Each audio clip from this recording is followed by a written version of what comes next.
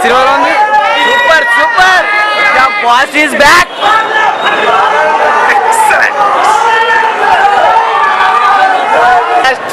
Number 1 first half feast back second half 45 minutes highlight complete RGV వచ్చిన బొచ్చుకుక్క ఉంటుంది కదా ఇంటికాడ కనుక ఈ మూవీ చూస్తే ప్రస్తుతానికి ఇప్పుడు ఆర్జీవి మూవీ చూస్తే నోరు అన్ని మూసుకొని ఉంటాడు. నాగోడు స్టార్ట్ చేసాడు అలా ఎన్ చేయకుండా ఉండరు ఒకటి తర్వాత ఒకటి కొడతానే ఉంటారు దెబ్బ ఇంకెక్కువ కెలకుండా ఉండడం చాలా బెస్ట్.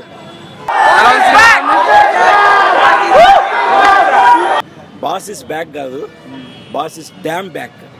Megastar is back.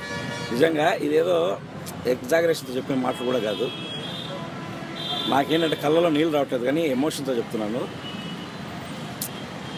చింపేశాడండి మీరు అన్నయ్య నిజంగా. అయ్యో ఖైదీ 150 మూవీ ఆసమ్ బ్లాక్ బస్టర్.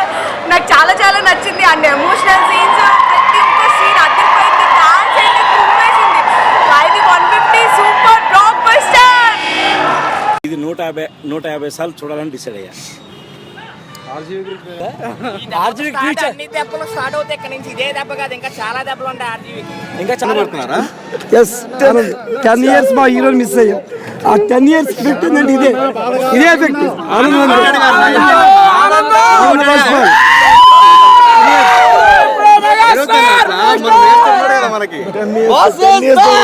చాలా బాధపడుతుంది ఈరోజు. Boss is back.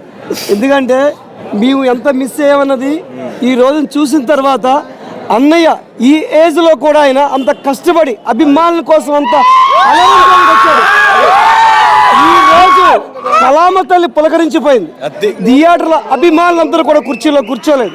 ఆయన వేసిన గ్రేస్ స్టెప్స్ కానీ ఆయన అంతంగా మమ్మల్ని ఎంత నవ్వించారు ఈ రోజు సినిమా థియేటర్లో అంత కూడా ఏడిపించినటువంటి సీన్స్ లో మా అదృష్టం సరిపోలేదు. ఎందుకంటే బాస్ ఇస్ బ్యాక్.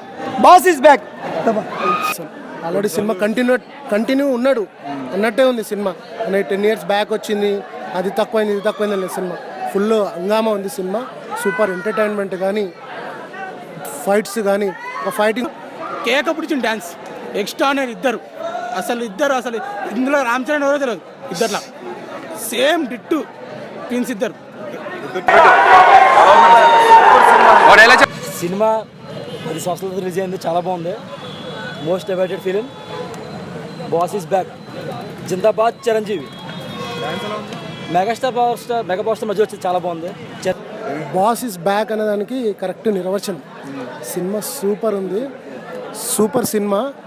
మూవీ వచ్చేసి dance first of all dance acting అసలు 10 years గ్యాప్ ఉన్నట్టు లేదు.